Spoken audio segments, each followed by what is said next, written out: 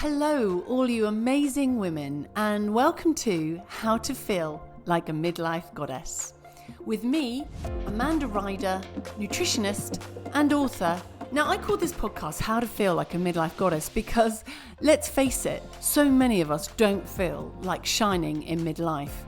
We can be grappling with physical and psychological symptoms, which can lead to a real loss of confidence, and it can feel like you're really losing your identity. However, I believe it's possible for us all to feel good at this time of our lives. So each week, I'm going to be sharing with you my best nutrition and lifestyle advice, as well as interviewing expert speakers. And week by week, together, we will build upon a foundation of healthy, sustainable habits that will really benefit us and make all the difference to how we feel.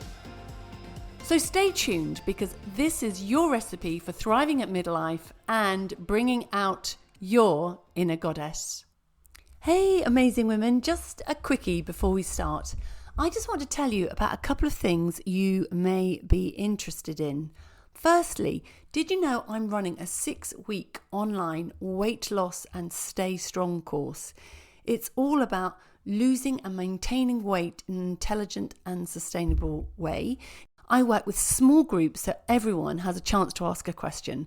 This is my 4th time of running the program, and I've had incredible feedback and success with my clients. So do get in touch if you'd like to join the next one. It starts on the 4th of September. Secondly, if you are local to Cambridge or not too far away, I am running a midlife retreat on Friday, the 13th of September. At Pause, which is just outside Cambridge. This day is for you wherever you are in your menopause journey, peri or post. So for all women really, 40s, 50s, 60s, 70s, we're confident you'll go away with new ideas on how to look after your health and feel better about being in your body. Now, I host this day with my colleague Emma, who's a personal trainer. So between us, we've got a ton of advice, because midlife can be tough and we're on a mission to help as many women as we can. So if you're interested in either of these events, do just get in touch and you will find the links in the show notes. Let me introduce you to Dinah Siman. Dinah is a Pilates instructor, author, and menopause specialist. Her teaching focuses on helping women get back into the driving seat, trust their intuition, and create movement in their lives, which emphasizes self-care and compassion. And at 60, she is very much rocking midlife. She has purpose, potential, and passion for what she does. And this really comes across on her Instagram page. Her gentle and encouraging videos are perfect for aching muscles and joints, and her warmth and dedication in helping women really comes across in her posts. And I think this explains why she has 114,000 followers. Wow, Dinah, that's impressive. Anyway, today, we are going to chat about how Dinah overcame, in her words, not wanting to be in her own body, why women in midlife can struggle with inflammation in their bodies, making it more difficult to move as easily as they would like, and how pain and inflammation is in Dinah's teaching bag. Welcome, Dinah, to How to Feel Like a Midlife Goddess. Thank you so much. I'm really very happy to be here. Thank you for inviting me. And I love the name of your podcast. Brilliant. Well, it's so key, isn't it? And I'm sure you know this more than most people, but it's all about how you feel, not how you look. But if you can feel like a midlife goddess and you've got lots of passion and purpose in your life and energy and zest, it's, that's where the gold is, really. Yes, absolutely. I think you're absolutely right. Being able to find that is so important. Yeah. Yeah. So, Dinah, I'm really interested. I mean, I've had a look at your website and I've obviously been following you for a long time, but I'm really interested, and I'm sure the listeners will be, to hearing more about how you became a Pilates instructor and, what you went through, because I know, again, from reading around your webpage that, it wasn't so easy for you. No, you're right. I mean, I've been teaching Pilates for about 26 years. So I started teaching in my mid-30s. I retrained. I was a school teacher and I was getting divorced, moving out of London. And Pilates was not on the map at that point at all. And I retrained. I'd always taught movement, I'd always taught dance, and I loved it. I loved teaching movement more than I loved teaching in the classroom. And so I retrained and gave myself 3 years to make a living to support me and my sons. And I'm still here. So yeah, I started then in my 30s.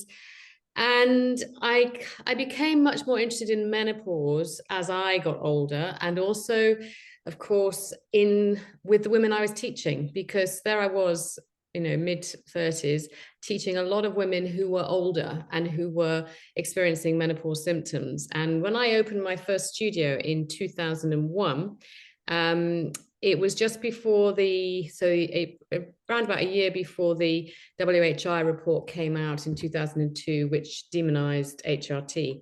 And it was at that point that I could see how many of my clients had been on HRT when they came off it, and how that impacted what they were doing, and how I began to get more and more women being referred to me by physios and osteopaths who didn't know what to do with them, because they had aches and pains and they had various issues which nobody was really talking about as symptoms of menopause. But everybody was trying to figure out, well, what do we do for these women? Yeah, that I just found that more and more of my demographic in teaching was menopausal women. And of course, menopause covers any person with ovaries, but my personal teaching experience has been with women. So that's why I refer to them. But yeah, it was yeah, for me then, my own perimenopause was something of a what shall we say, an ongoing long process of pain and learning. But actually it was a great way to really fully understand what it was. I'd kind of got an idea of, but I hadn't joined all the dots together. And I think that's kind of what's been difficult for so many women. As you said, I'm 60, and a lot of women my age and a bit younger and a bit older haven't had any real way of putting together information to understand how to support themselves during this time in our lives. And my own experience covered the physical symptoms, the psychological symptoms, the whole lot, basically. So that gave me a really good experience. Yeah, I bet. I was more aware of what people are going through, yeah, and being able to make connections, which as a younger teacher, I hadn't been able to make. You said that, you kind of fell apart a bit when you went through your own menopause journey. What happened? What you say you fell apart? Well, what actually happened to your body? I literally fell apart. Well, it's a funny thing. When you're a Pilates teacher, people assume you've got a perfect body. There can't be anything wrong with you because you're teaching this exercise. And I'd spent, all my life I've moved. I've always loved movement. I did a lot of dance when I was young. I taught aerobics, I taught jazz dance, all the stuff that happened before things like Pilates. And I mean, yoga's always been around, but it really took off more in the West. And I taught Pilates, I trained in Pilates, and I carried on training in other methods. So I am a yoga teacher, and I'm something called a gyrotonic teacher as well. And I'm a meditation teacher. And so there are different things I've put together. So I was very much, if you like, a movement junkie. I was always exploring movement and pushing my own body. And I'm hypermobile, so my ligament structure tends to give a bit too much. And as I went into perimenopause, that became worse. I'd got injuries from the past. I'd got issues in my body, like lots of us have. So I'd had surgery as a very young child of 2, and I'd broken my sacrum when I was about 8. So, you put together all the historical stuff, and then you add in more excessive movement and get injuries. My hamstrings have been badly injured in my 30s, all sorts of different things. And then as I got into perimenopause, on the physical side, the depletion and the fluctuation of estrogen and testosterone meant that I started to experience a lot more pain. I'd always had a degree, which I'd kind of accepted because I pushed my body, and I knew I'd got a dysfunctional functioning system, is how physios describe it. But it is what I'm used to. But once I had that hormonal change, that fluctuation, I began to experience a lot more severity in my pain levels and different pain and debilitating pain. And of course, my work is teaching and moving and teaching movement. And I reached the point where I thought I was going to have to close my studio because I was in so much pain that all I could do was just move, sort of like like an automaton really. And I'd got heat pads strapped to my back, and I used to have to go home and then lie down, put my legs on the sofa and rest, see my manual therapist regularly. And it reached the point where I woke up one morning, I couldn't feel my left leg at all. And it was my therapist who said, you need to get an MRI scan. So anyway, long story short, I had that, and it revealed a lot of damage, which of course isn't surprising because I've done a lot to my body. So I thought, okay, I can see, yes, I've got stuff going on. I didn't have any prolapse discs, which is what they were looking for. And it was a matter of massive inflammation. And you just have to manage this, is what I felt. In the meantime, I had all the other usual things like not being able to sleep, terrible heart palpitations, which would become massive adrenal rushes because my cortisol levels were up because I was more and more stressed and I was in more and more pain. So you have that vicious cycle, which, goes on and on. Had all the things, appetite changing, flavor cravings. Didn't have any hot flushes, never had a hot flush ever, but I had burning skin, hot skin. So I'd get burning feet or burning bum. I'd get the itchy skin. I'd get sudden pain all over the place as if somebody. Oh my goodness, it doesn't sound like a lot of fun, Dinah. It went on and on like this. I had UTIs, which kept getting worse. I started fainting, which I'd never done before. I started to lose my hearing. My anxiety shot through the roof. So, but I am grateful that I have experienced all that because I understand how it feels. And I reached the point where I did not want to be in my body, which for somebody who spends their life in their body was not easy. And I think that's one of the things that anxiety isn't always understood because it's a physical sensation, it's an emotional sensation, it's a mental sensation, it's everywhere in your system.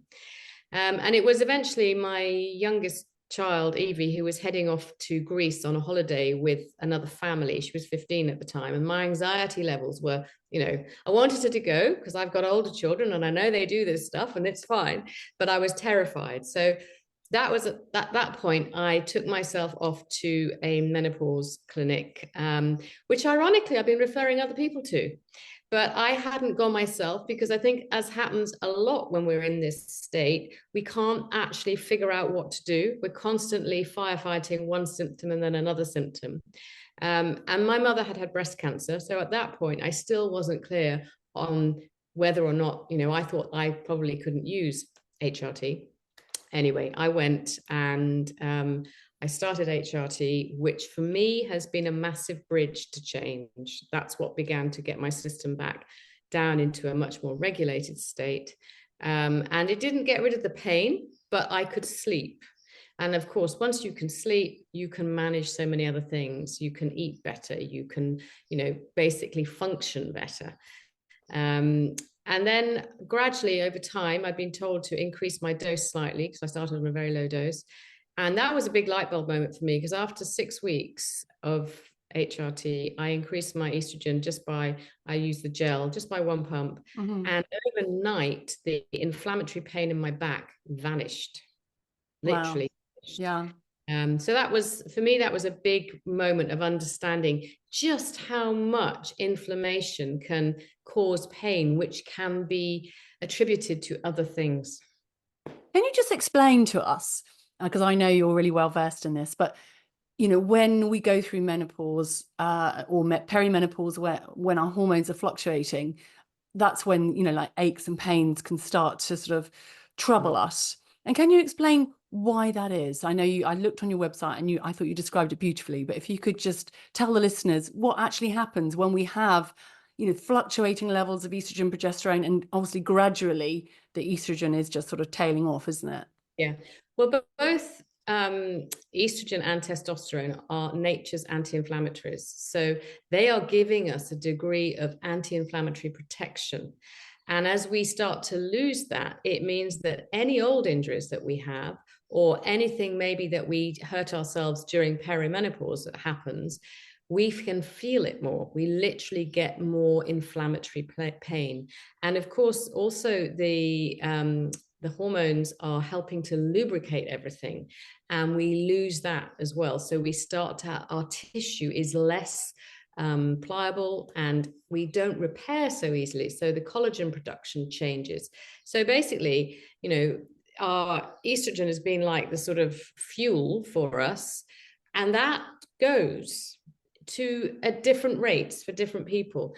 And so much depends upon you individually. Some women adjust very easily to that, and they don't necessarily get aches and pains. Others find it much more challenging, which is why it's so important, I feel, that to understand the degrees, as I'm sure you do, that this can be a mild experience or a major experience. And also, I think quite often, if you're not aware that these hormones have that anti-inflammatory effect, then you can just assume that you are aging and that you are just feeling pain because it's wear and tear, or you've got arthritis, or you've got fibromyalgia. And the anti-inflammatory effect, as we know, is through our whole system. So it's through our organs, but it's through our muscles, it's through our joints, it's through our ligaments and tendons. How we respond to that in our bodies will vary. And that's partly genetics. It's also partly lifestyle, how stressed we are, what other damage we have in our bodies, what we eat, if we get enough sleep. It's not a simple equation. No. And I suppose in your own case, you had those injuries, which, the anti-inflammatory effect of your own natural endogenous estrogen was protecting you from. And suddenly when those levels got to a certain low level, you began to start experiencing pain and inflammation. Yeah.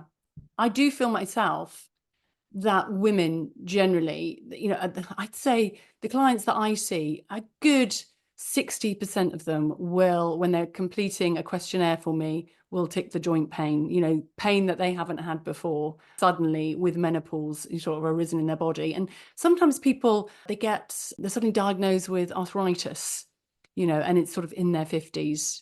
Do you see a similar pattern? Oh, absolutely, completely. I mean, for me personally, I still have all that damage. That's not going to go away because it's long term, and a lot of it is old damage. But my pain has gone from it because, as you say, now for me personally, HRT, I'm very fortunate. I can use it, and it's worked for me. So that's balanced so much of it. But most definitely, I also find I've come across this quite a lot with some of my clients, that they will go and they will have blood tests to check for inflammatory conditions like rheumatoid arthritis and so on, which is absolutely as it should be. We should always go and get things checked, but that nothing registers. So they have inflammation, but it's not a condition. So then sometimes they might get diagnosed with, okay, it's arthritis, because that's a generalized term, or it's fibromyalgia, pain in many places. When actually it's possibly that it is to do with the change in the hormones and the body trying to adjust to that.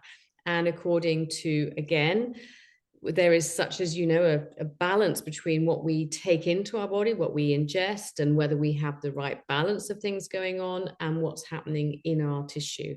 So it isn't straightforward, but definitely the hormones can give anti-inflammatory assistance. And also it can mean you are more able to move, because very often if you've got joint and muscle pain, you don't want to move. Or if you're exhausted, you don't want to move, understandably. And it's finding that balance, because the less we move, the less we can move. So it's just getting enough movement to keep things going, to keep the whole system supported sometimes. Because I definitely do see a lot of diagnoses of arthritis in the 50s. Yeah, and I think you're right. Often the full picture isn't taken into consideration. Yeah. However, you said earlier that your mother was diagnosed with breast cancer. Yes. Yeah, correct. But you still, and obviously that is that's what terrifies most women is, they want to take HRT, they're very interested, but they think, oh, they've got a family member, therefore they can't take it. Yeah. Can you tell us about your decision to go ahead and take HRT, even with a family history? Well, this is why it's very important that if you want to take HRT, you do go to see your GP, ideally, as we know, a GP who's got menopause training or special interest in menopause, because each case is individual. So in my case, my mother was quite she was older when she was diagnosed with breast cancer. And as we talked through the risk factors, my risk was not great at all. So it's very individual. You need to Yeah. that particular breast cancer was and what your family history is. When you say older, Oh, yeah, how? she was about 80. Oh, okay. Yes. Yeah. Seriously older. And of course, the other thing which we then have to remember is that estrogen is not carcinogenic. So estrogen will not cause cancer. If there is a tumor which is estrogen positive, then it can be fed by estrogen, but it won't actually cause it. And I think this was such a sad thing that happened with those headlines back in 2002 that it caused so much damage, so much fear, understandably. And it's a great shame because I think it's put women's health back by 25 years nearly. I completely agree. And that study had such a legacy, even though one of the researchers came out and said, the information wasn't reported correctly. Exactly. Yeah. Yeah, but it does very much have a legacy. And what about women that can't take HRT or really don't want to? And there are some women out there that they don't want to take it, and that's absolutely fair enough. Yeah. If they're getting aches and pains, can they still manage and improve with movement and Pilates and these nourishing micro movements, I think you call them? Yeah. Yeah.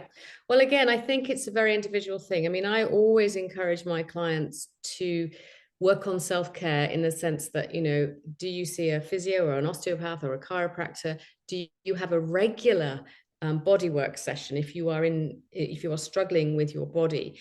Because in my experience of teaching, the people I teach who see a practitioner as well as doing their own movement make the most progress. And actually, if you regularly see somebody, so that might be twice a year, that might be 3 times a year, whatever it is for you, that person gets to know your body. So they can also look and say, oh, this doesn't seem quite right. Or if you say, well, I'm feeling this, that, or the other, you get the input from another expert who is getting to know you. You, of course, you are the expert in your body.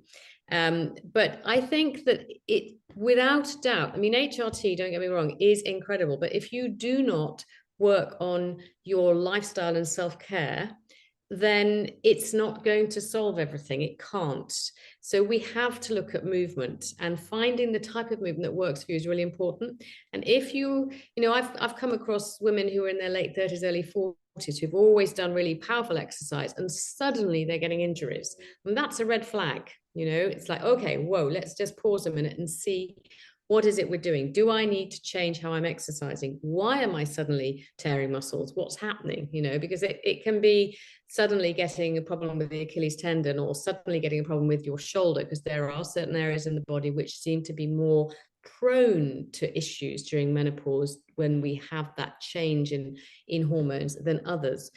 It's usually in the connective tissue. So I think definitely, in my experience, I teach a lot of women who are not on HRT and have never been on it. I have a couple of women who've been on it for many years who didn't talk about it because for so long you didn't say you were on HRT. It's sort of, the whole thing has shifted around. But though for those women who are not on HRT, regular exercise, regular movement, hydration, really looking after themselves, thinking about stress, cortisol levels in the body, because of course up goes your cortisol, up goes your pain level. So figuring things out, it's just as important whether you're on HRT or not to do that. I wonder what your opinion is on the following. There are some women that have always done very high impact, very energized movements, HIIT classes, really going for it, pushing through when they're really exhausted. And like you just said, cortisol was peaked, and it's just kind of wears them out, but they kind of, that's what they've always done, and they feel that's what they should continue to do. And if they don't continue to do it, they're somehow failing and they're giving in to getting older. But I know, and that really isn't the way to go for a lot of women, and it's just too stressful to the body. And reading through your website, I know you're not an advocate anymore of that really sort of high impact, high energy. But what would you say to those women that are doing that and they've always, run long distances, and it's, obviously it's quite hard, isn't it, to change your habits, but at the same time, you don't want to wear your body out so quickly that you're unable to do it and 10 years later. And like you said, all these issues, suddenly they are getting more injuries than they ever did. Mm. Yeah, I think, it's an interesting thing, isn't it? Because there is this thing about pushing on through. Why do we Mm, do this as women? We push on through, yeah. whether it's, yes, I can work X number of hours a day, or, I can do everything, or I can do this run, or whatever it might be. We can sometimes not be very kind to ourselves in that respect. I think it's a complicated one because there are some women who will continue to run and love it and be fine. If you think about marathon runners and people who do the Ironman, that kind of thing, very often you've got women up in their 70s, 80s doing these long runs, and they're fine. And you hear about women who take up running in their 60s. So it's a very individual thing. I think if you're, say, for example, you're in a highly stressed job, so your cortisol levels are pumping it, and you go and you do very powerful exercise, then you've got to think about the balance. So it's all about finding balance. So if you love running and that's what makes you chill out in your head, but you've started to notice that you're getting more fatigued or you're getting injuries, then it's your body is your body will tell you more quickly than your brain what's happening. It's just whether or not we listen to the body. The body is always talking to us. We tend to listen to our head and not the body.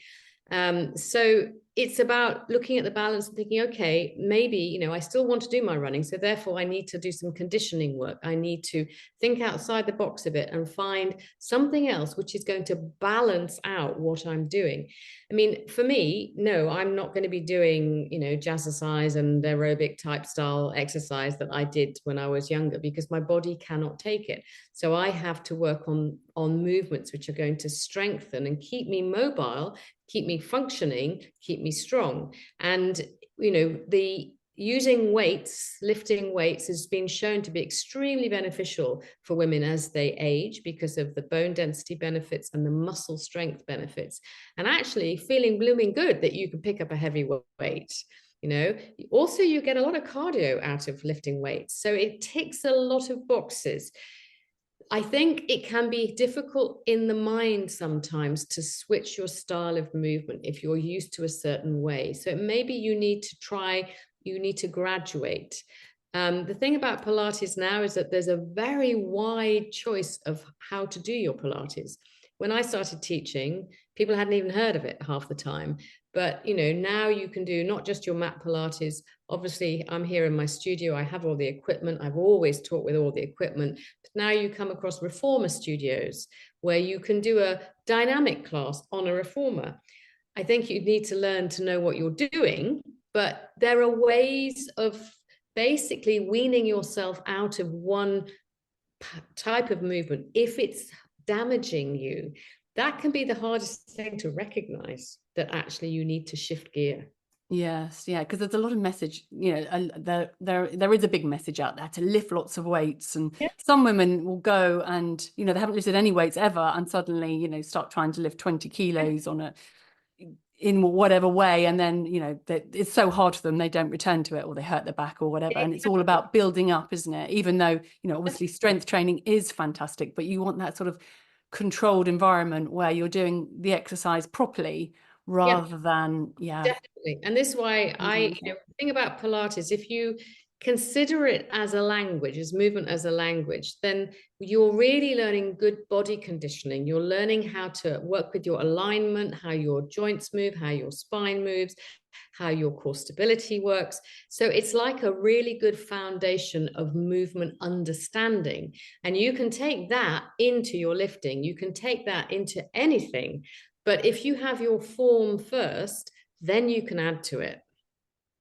Yeah. So when I got interested in Pilates, gosh, my kids were like really young and they're in their 20s now. But there were the machines. Are they the reformers that you're referring to? Yeah. Yeah. And so is that one type of Pilates? And then there's another type. I mean, because a lot of people, and Yeah. myself included, Yeah. I have done Pilates classes, but I don't practice it regularly. Um, I do body pump and I do stretching and I do yoga Yeah. and some balance work. I'm very interested in Pilates, but it's just, you can't, it's having time for all of this stuff, isn't it? And you have to make your choices, and those are mine at the moment. But I'm not really 100% sure what the difference between yoga and Pilates is, and I'm sure I'm not the only one. Could you explain that to us, Dinah? Okay, so I think just on one thing you said there, I think it is important that you review what you're doing because at the moment, as you said, those are the things you're enjoying doing. And when I was in my 40s, I did loads of yoga because I absolutely was loving it. So it's finding out where you're at and adapting, sure. Yoga has been around, as you know, for thousands of years, and it has a spiritual side to it. So you have the meditation practice traditionally. I mean, originally, yoga was just meditation. You sat, that was yoga. The physical practice, the asanas, were brought in because lots of people couldn't sit, just couldn't sit still. So you move first and then you sit. And again, as you know, there are traditions in yoga. There's a whole philosophy. It's a massive school. It's a whole way of learning and living. Pilates is much younger. So Joseph Pilates developed his method in the early part of the 20th century. He was a German and he developed the method for himself originally because he had all sorts of problems in his own body. And he went on to create this series of about 34 exercises, I think it is, on the mat. And when you look at them, there's influence from yoga. He was a trapeze artist at one point in the circus, so there's a bit of influence from his movement practice there. There's very much an influence of the time. So if you look at it, it's kind of quite regimented and structural and sort of calisthenic type movement. And it wasn't until he got to America after the war. He'd been a prisoner of war on the Isle of Man, and he'd worked with injured prisoners and people who'd been ill. And he knew if they didn't move, they wouldn't heal so quickly. And now everybody he worked with at that point, when they had a massive influenza problem, they didn't get influenza, or if they did, they didn't die. And he developed, excuse me, a system of using bed springs to create movement for men who'd lost limbs. And it was from that he gradually produced the reformers that we talk about now. So in a Pilates studio, traditionally, you would work with, originally when it was Joseph Pilates, you would be doing different exercises on different bits of equipment. And the exercises were always fitted to you. And gradually a sort of repertoire was created of movement practices. And when I trained back in the 90s, I did an apprenticeship, which was how in those days you learned to teach. So there was no separate mat work. It was a whole studio environment, and you learned how to teach the exercises on each different piece of equipment. So the reformer is one piece. There's something called a trapeze table, which harks back to Joseph's work in the circus. There's a ladder barrel and there's a chair, and then you have the mat. There are other smaller pieces, but those are the principal areas. So you learn how to teach all the different exercises that was within your syllabus on all the different pieces of equipment. So that meant when people came in, they would start to work, but you might have a group of 5. I mean, in some of the studios I worked in, and in my studio, we might be teaching 7 people all different things at the same time. So you're in a group, but you're not taught as a group. And then at the late 90s, the mat work was taken out of that studio environment and created as a separate piece because you can move a mat. So it became accessible because it wasn't accessible to most people prior to that. So mat work Pilates became the thing that people associated with Pilates. Okay. Meanwhile, the studios carried on, but gradually again, people started to train just to teach reformer. So now you have what you are known as reformer studios, and people will ring me and say, I want to do reformer Pilates. Well, in my studio, you don't just do reformer Pilates because I have all the pieces of equipment. So I still teach in the original style of everybody has a turn on different things according to what they need. But you still have, you have these different approaches. So the method is the same. The way it's delivered can be different. And the most important thing is that people are moving. That's the most important thing. So if it so happens that somebody likes a dynamic Pilates reformer class where you're in a room with 7 or 8 people all doing the same thing on the reformer, great. But if you prefer to go to a studio where it's more bespoke to you and the couple of other people with you, okay, great. Or if you want to go to a mat class in the village hall or the gym, perfect. It's what works for you. So what is your body doing when you're on these, reformer machines or on the mat? What is the purpose of Pilates? Oh, interesting one. Well, Joe Pilates called it a way of life, really. I mean, it was his philosophy, and he looked at lifestyle as well. There's a book which he wrote. So the other thing I've got to say is that Pilates doesn't have a spiritual side like yoga does. That's the biggest difference. And I think that what I find about Pilates, because I have taught yoga for many years as well, is that Pilates is very accessible. You can modify every single exercise. Now, also, I have a lot of people, and Pilates has this reputation for helping people who have injuries. So people come and they learn how to connect with their, for want of a better word, core. When I first started teaching, everybody was talking about the core. It was a new expression. And it does refer to your pelvic floor and your abdominal muscles. It's also your bottom muscles. It's your back muscles. It's the whole of the center of you, really. So there's a lot about balancing what's happening. So there is a breath work within Pilates, which is very calming.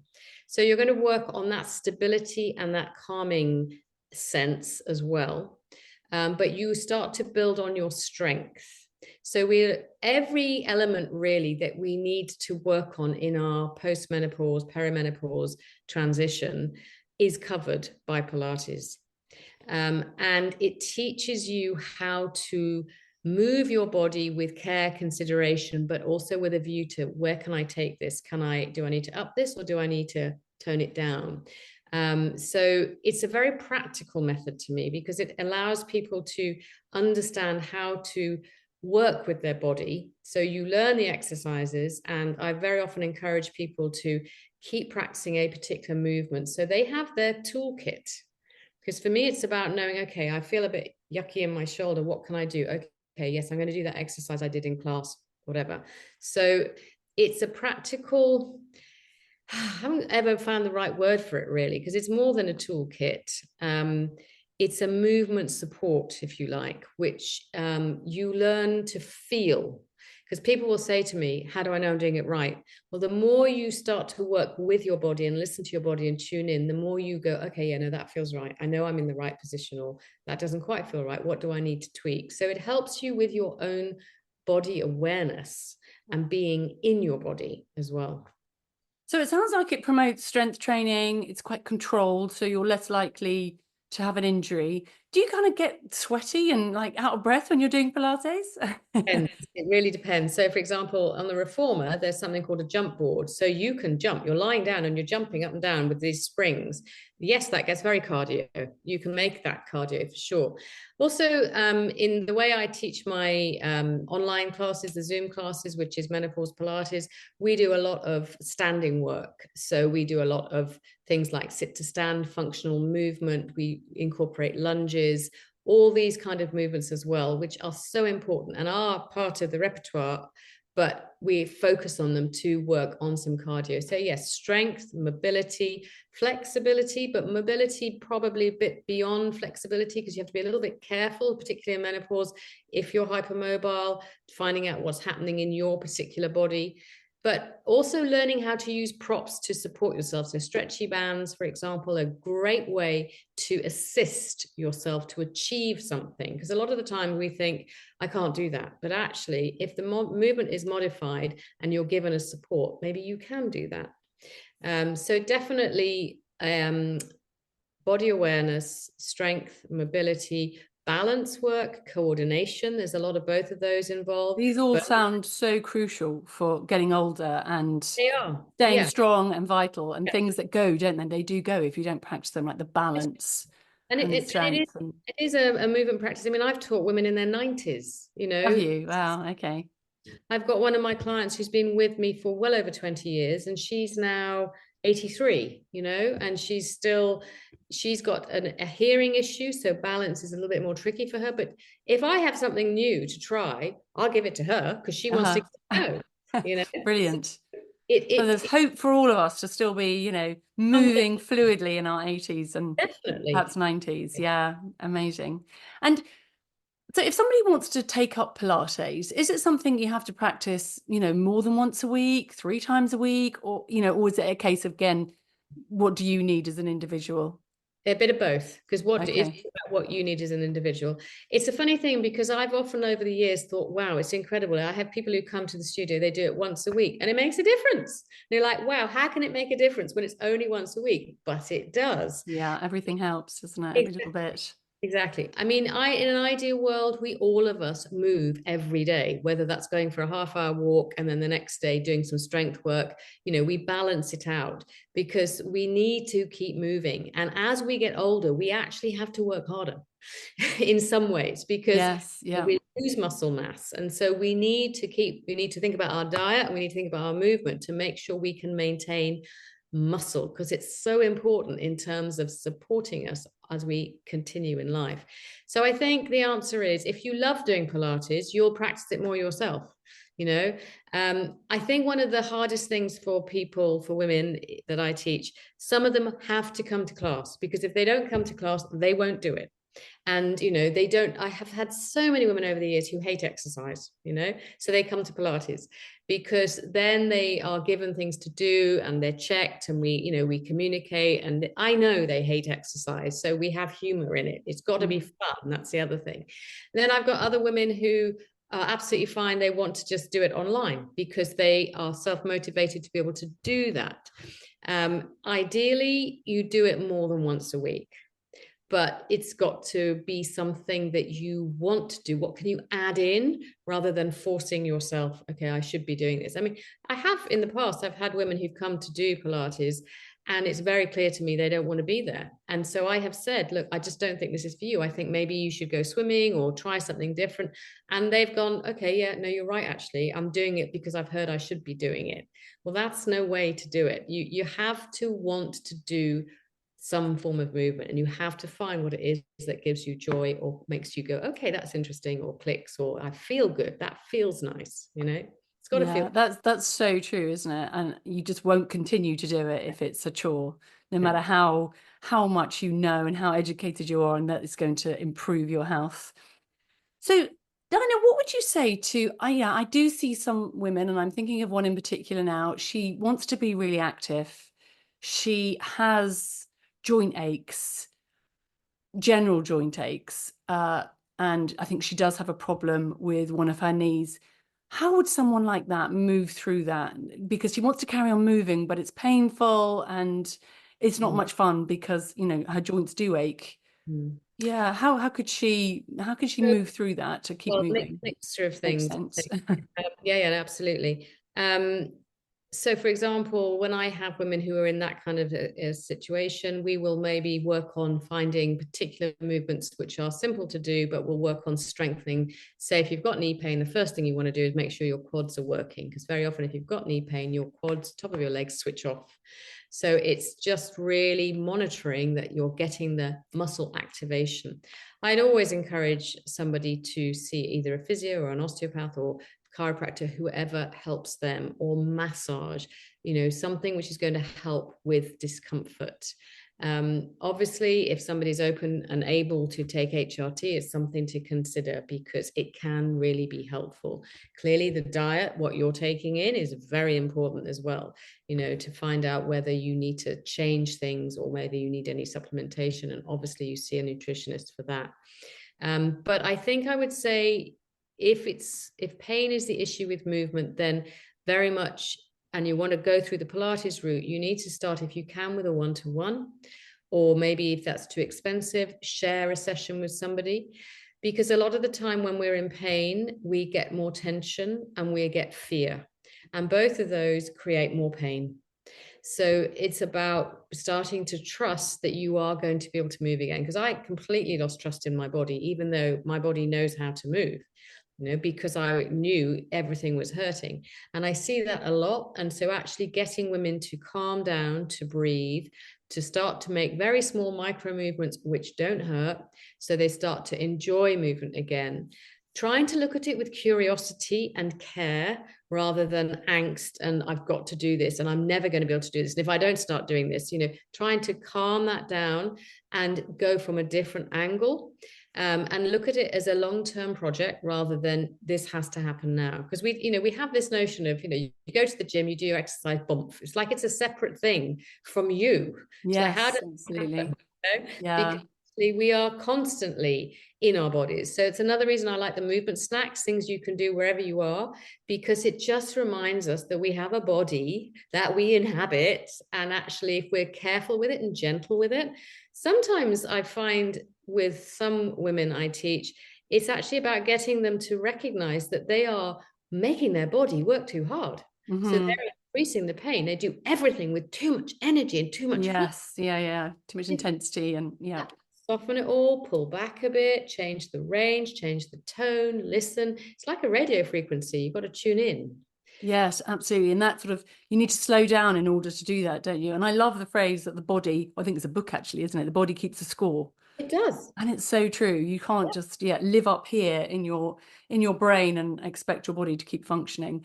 And again, you touched on the fear, and I see this with the women. They get very fearful. I can't do that. It hurts my knees. So they just stop doing anything, rather than working with an expert that can just build up the strength again and the muscle, and maybe they'll ease through it and the inflammation will die down, whether it's through movement or taking HRT if it's possible, or having an anti-inflammatory diet and weeding out stuff from their diet that's really like processed food that's causing inflammation, or too much red meat or whatever, any food intolerance that they might have. So there is always a lot you can do, isn't there?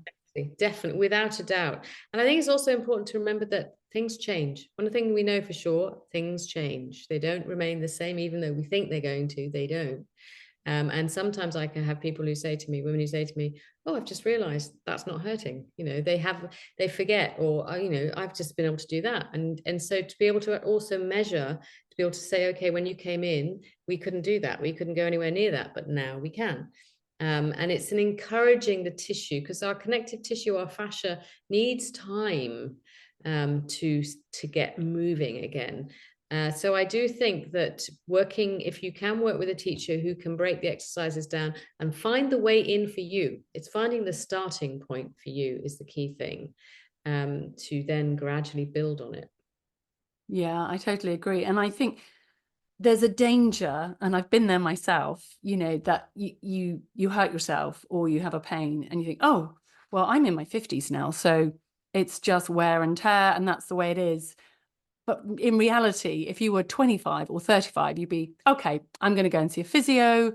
I'm going to get myself sorted out. But I think, it's very easy to think, oh, I'm older now. It's probably just wear and tear and it's something I have to live with. And then it's very easy not even to bother to look for a solution. Yeah. So I think that's an important message to absolutely take your time and be patient and look for solutions. And Dinah, I wanted to ask you, what exactly does it mean when someone says, I've got wear and tear, or the consultant said it's just wear and tear, there's nothing I can do with it, I have to live with it. How would you explain that? Well, it can be things like, your cartilage is wearing thin, or that your ligaments are getting a bit too lax, for example, or your discs have got thinner in your vertebra. So wear and tear just means the process of, it is aging or inflammaging. It's what's the inflammation in the body. As we age, we get more inflammation.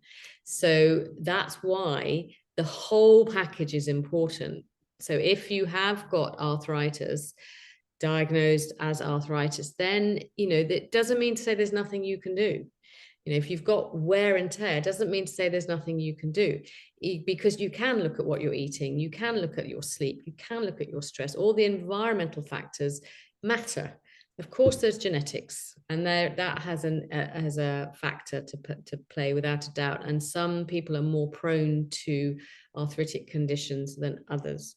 But wear and tear, we've all got wear and tear. Everybody has, to a degree. And you know what? It can be, you can have young people in their 20s with wear and tear. But it's one of those fascinating things where one person can have an MRI scan and they've got a prolapsed disc, and another person can have a scan and they've got a prolapsed disc. One feels it, one doesn't feel it at all. It's whether the symptoms are there. Are you symptomatic from this? Because if you're not, you wouldn't even know you've got it. So I think the thing, we associate wear and tear with age, but wear and tear can happen when people are much younger. Yes, so yeah. it's more about your body, your genetics, what you do with your body, and how you look after your body as well. And of course, if you happen to have an autoimmune condition, that might play into this as well. But I think it's very easy in our society to just think wear and tear belongs to age. Yes, I completely agree. And it is an attitude thing, isn't it? That, if you just think, oh, it's wear and tear and it's just the way it is. I have to put up with it. Yeah. Whereas if you're more open to exploring other avenues, who knows? Yeah. And on that note, have you had any really, radical changes in people whereby they've been told they can't do this or they won't be able to do that, and you've worked with them and suddenly they are able to get through the pain or the movement? Oh, specific That's people. putting you on the spot, It isn't it? I've taught a lot of people, Amanda, over the years. I think that the best way to answer that is to say that a lot of the people I teach come back each week and say, that really helped me, that really changed. And yes, I have had people who've had severe injuries who've come to me who've, lost limbs or this sort of thing. So, when you're working with people, there was a phase in my life when every week somebody who came to me had got a fracture in their spine. So this sort of thing, you're managing, you're working with, and that's a long-term process. Can I say that somebody has, it's almost sounds like a miraculous cure. I'm not sure that it works that way in the work that I do, because I see people who need consistency in what they're doing. But what I do see is that they do change. Their strength improves, their mobility improves, their ability to understand how to move their body improves. They keep coming back. I've got some people I've been teaching for over 20 years who still come. They followed me all the way around the Cotswolds, which is lovely. I mean, it's, I'm incredibly humbled by the fact that they still come. Yeah, amazing. They've tried all sorts of different things with me, but they know that the movement practice works for their body and they keep coming. And also, I feel, for me, I'm an educator, so I spend my time talking about why this happens, why that happens, how we can help ourselves, because we don't learn about our bodies. We maybe study biology at school, but we don't learn about movement. And so, I've spent my life talking movement, and it's like an instinct to me. But I have to remember that people come in, sometimes they are so afraid of their body, terrified of it, Really, that actually getting them to accept and be in the body and know they can move and they're not going to break. That's often one of the things, to actually get people to move without fear. I think for me, that's one of the most gratifying things as a teacher, when somebody starts to move and they're no longer afraid of moving. I love that, because I know then that they will go on and they can remember, this is how it was and this is now how it is. Yeah, So, and it gives them confidence. And I think you talked about earlier, I think everybody gets to this point, someone in their life, they may have experienced it, but where you feel you can't trust in your body. And it's quite a frightening experience, isn't it? I've had it. It sounds like you've had it. And once you've got over it, you kind of realize that it's just something that you move through, and life throws you these curveballs from time to time. And instead of panicking, tensing up, thinking, everything's going to implode, just trying to calmly approach it, which is much easier said than done.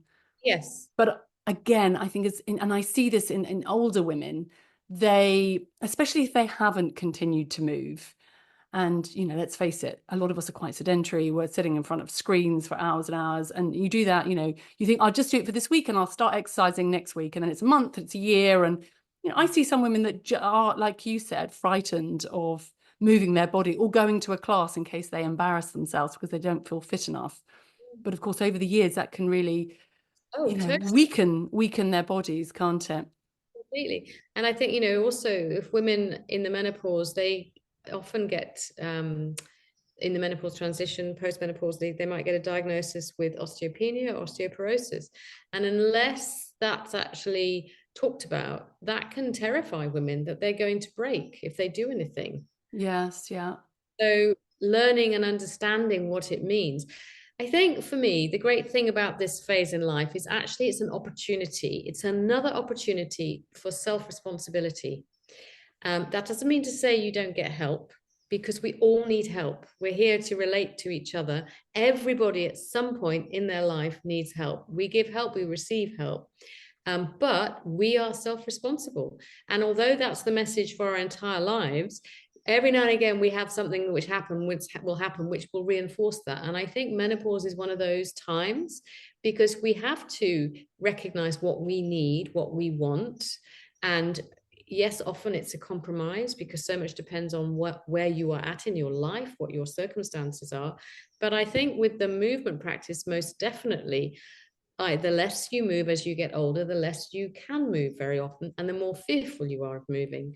So it's really important, if we want to maintain our independence at this point, to reassess, what am I doing? Am I going to be able to keep doing this?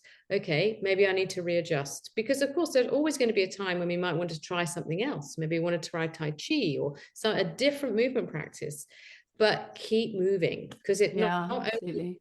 body, it helps your brain. Yes, so right. I mean, I've just, as you know, been to Japan for a couple of weeks, and old people just carry on working. So, you see old people on the train, and I don't know how old they are because it's very difficult to tell, but you can tell they move their bodies maybe a little bit slower, but they still seem quite able. And they have, I know you spent some time in Japan as well, haven't you? But they have a radio show that they broadcast every day for 5 minutes.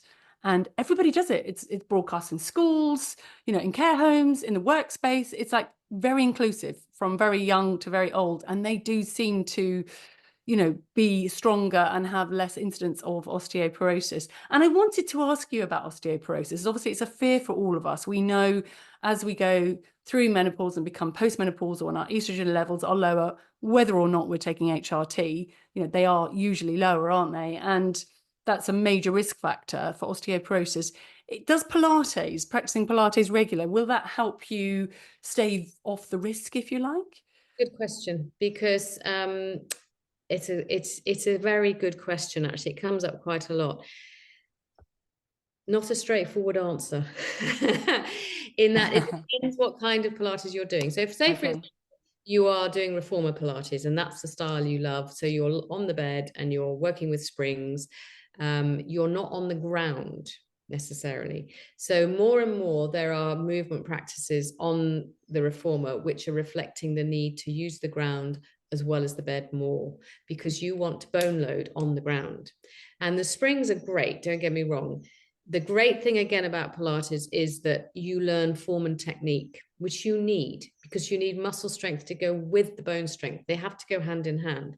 So if you've got your good technique and you're starting to work on your strength, then lifting loads, lifting weights will become something you can do. And, even things like stomping, standing around and stomping, that gives the bones a different stress, and which they like. Lots of women can't jump or run because of whether they've got problems in their body, like me, or whether they've got pelvic floor issues.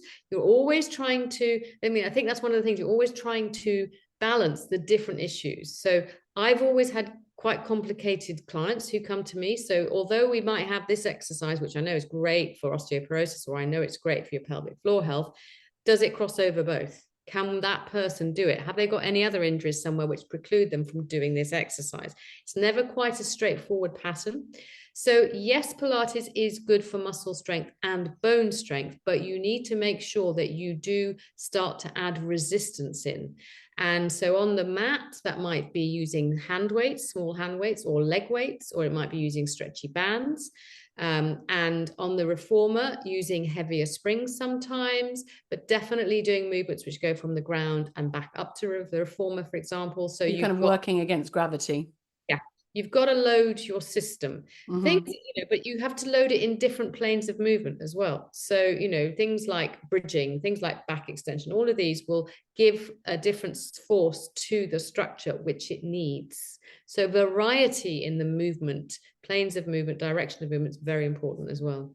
Yeah, brilliant. And I think you kind of touched on it earlier, but it's important to evolve, isn't it, with your body and listen to what you need, because I'm one of these people, I can get easily overwhelmed, and I want to do Pilates and I want to do yoga and I want to do the bridge, but I do body pump and and I want to do balance, and you can't do it all, can you? I mean, we all have busy lives, hopefully, and have purpose in our lives and things that we need to do apart from exercise. But of course, it is very important that it is in your life and it is present and it is regular and it's something that you're kind of committed to. So it sounds to me like Pilates would be a good thing to do. I mean, I have a few runners that sometimes contact me on the podcast, and we did one podcast with a personal trainer, and she was sort of saying that, some women, they run a lot, and, some women, they run, a marathon a week or half a marathon a week, and it's quite stressful on the body and it raises cortisol. And again, if you're not putting the relaxation in afterwards, and, it can kind of wear you out as such. But it sounds to me like perhaps runners would do quite well to do something like, Pilates to balance things out. Would you agree with that?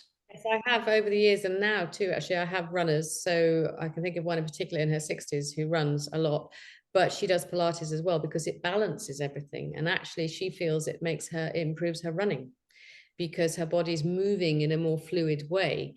And she doesn't get the aches and pains and stiffness that she might get. And I think it's also important to remember, that we tend to move in what we call the sagittal plane. We're human beings, we go forwards. So this is a straight line, but the body needs to move in lots of different directions because we're actually not a straight line. There is nothing straight in the human body. It's all spiraled and, rotating and moving. So it's very important, if you're a runner, if you're a rider, I see this a lot with my riders, that you move, you rotate, if it's okay. When you say riders, do you mean horse riding or bike riding? I mean horse riders. Yeah. Cyclists though too, that you move to the side, that you do side lying exercises, that you work your back extensors, that you turn your pelvis, because your body needs to move in multi directions to stay healthy, not just for the muscles and joints and tendons and connective tissue, for the organs. Inside we don't often think about our organs, but they're moving. Your kidneys are moving, they want to move. So rotations, they love a bit of rotation. Laughing is great because it gets your diaphragm to move, and that helps your adrenals release. So it's all about movement in different ways to look after ourselves, without a doubt. It's got to be enjoyable. Yeah, I think that's so key. Well, thank you, Dinah. That's been, I think I've learned such a lot, and I hope everyone that's listening will learn too. And you're obviously a complete expert in your field. So thank you so much for coming on and sharing all that wisdom with us. Just finally, is there a message that you would say to any woman who's listening, who's struggling with, aching joints or hasn't been moving much and feels that, is just finding it hard to move her body and take the next step? What would you say to that woman, having experienced what you've experienced yourself? Don't give up hope, okay? And micro movements, baby steps, absolutely fine. If you can give yourself space to actually sit with your body, if you're okay to do that, and try to feel what you need. So whether you need to go and see your GP and see if you can get some help, whether it's the HRT route or not. Do you need to have pain relief? Because very often we shy away from pain relief, but it has a role to play. Again, is that something you need to consider in order to be able to sleep? Maybe again, see your GP about that, or a physiotherapist. Look at what try to really nurture yourself. And once you decide you want to move, take it gently. Don't beat yourself up. It's not, it's not going to happen necessarily overnight, But it might be something as simple as constructive rest, which is, for example, lying on your back. And I did a lot of this. So I would lie on the carpet and put my legs up on the sofa, and I would just lie there and breathe. And that is a form of exercise, believe it or not. It's constructive rest. You are giving your body the opportunity, you're giving it permission to relax, but you're not asleep. So your system is That sounds calming. lovely. I want to go and do that now. It is lovely. It's not Yeah. dissimilar to putting your legs up the wall in yoga. It's Yeah. just Yeah. like, What is so good about putting your legs up? I well, always advocate to people to do that, but I'm not really. I just think I know that, obviously it's getting the fluid to move and the blood flow, but yeah, and it's calming. Your okay. legs are suspended. You take the load, particularly if you've got back pain. If you take the load out of your legs, it will reduce the back discomfort. Same with sleeping, pillows between the knees if you're a side sleeper, pillow under your knees if you're a back sleeper, because you want to support yourself. So I think if you can look at movement, because the thing is, if you're in pain, you think the last thing you can possibly do is movement, but actually it's about how do I support myself. So it's finding small things which are going to start enabling you to feel you can move, because everybody's got to get up out of bed and stand up and make breakfast and whatever. So you are going to move. It's possible to move. And very often people are afraid to go and do exercise, but actually they're moving more in their daily life, but they don't recognize that as movement. It's just living. So if you are able to walk around a bit, then that's great. Just start with walking and don't set yourself up to fail. So micro movements, baby steps. If you want to start Pilates, do a bit of research, ask friends if they know a good teacher. Definitely check out teachers, talk to them. I always encourage people to come and watch a class so they can see what we do. Go and see what it's all about. But don't, if you can possibly not put off finding help, don't put it off. This is an opportunity. Sometimes it can feel like the biggest challenge in the world, but look at it as a way that it's kind of another wake-up call of, I need to look after myself. How am I going to do this? If you need help, get help. Never be afraid to ask for help. That's a brilliant note to end on. Thanks, Dinah. And I think people will find that really inspirational. And sometimes you just need to hear a podcast or read something, and you think, right, that speaks to me. It's resonating with me. And I'm really hoping your conversation with me today will help some people that are struggling a bit. Now, if people want to find you, Dinah, can you tell us about your brilliant Instagram page? And it is brilliant. I mean, you've grown your page, and I think that's just testament to, you go on, you look at Dinah's post, and she's just posting some really relatable exercises that you can do, and you think, yes, I do have stiff hips, and you do these little exercises, and they're really easy to do on a sofa or a chair. But yeah, tell us a little bit more about your Instagram page and how people can follow you. Okay, thank you, Amanda. So I am at Menopause Pilates on Instagram. That's really where I do my social media. I can't cope with more than one platform at the time, I'm afraid. I'm with you on that. And I do regularly put up movement snacks. I love it if people say, what about a snack for this or that or whatever. And yes, you're right. I like to do things at home if possible to show people that you can sit on the sofa, squeeze a cushion, and you're going to be working your inner thighs, and your pelvic floor is going to be happy to get a little bit of input from that too. So very simple things, simple practice. Then I've also got a website, which is www.menopausepilates.com. So I can be found there. And I have an online studio, which has got lots of movement snacks in it. It's got short sessions in it. And I do 2 live classes a week on Zoom on a Monday and a Friday. One is a very gentle one, and one is a more challenging one. And if people want to have a go and see what it's like, you can have a 7-day free trial. There's access to that via my Instagram account as well. So Brilliant. I will put all of your links in the show notes so people can easily find you. And just one last thing, I know you've got a book coming out on the 21st of August. I suppose this book is called Pilates-Based Movement for Menopause, a guide for teachers and practitioners. So it's not for the general public. Well, but if there are any Pilates, teachers out there, anybody can read it. It's not a massively academic book. Yes, there's academic research in it, and it does refer to that, but it's very much me talking and describing things, and there are little movement practices to try. So it is aimed at teachers, because when you write a book, you're asked, are you going to write for teachers? Are you going to write for the general public? So you have to decide. But what I've written, anybody can read. It's not, so yeah, it's there to help. So hopefully it will help people join dots, and there are lots of resources in it of places to find help as well. Brilliant. Okay. Thank you very much, Dinah. Amanda, thank you so much for inviting me. I really appreciate it. If you'd like to find out more about my approach, you can find me and lots of my simple, nutritious recipes demonstrated on Instagram at Amanda Ryder Nutrition, and that's Ryder with a Y. Or you can visit my website, www.amandaryder.co.uk. Or if you like a copy of my book, Feel Good for Menopause, you can find that on Amazon. And of course, if you enjoyed this episode, I would really appreciate it if you could like, follow, or click the subscribe button. It will really help me grow the podcast and keep me going. So thank you. And of course, do get in touch. I'd always love to hear from you. So that leaves me to say I'm sending lots of love and light from my midlife goddess to yours. See you next week. Bye for now.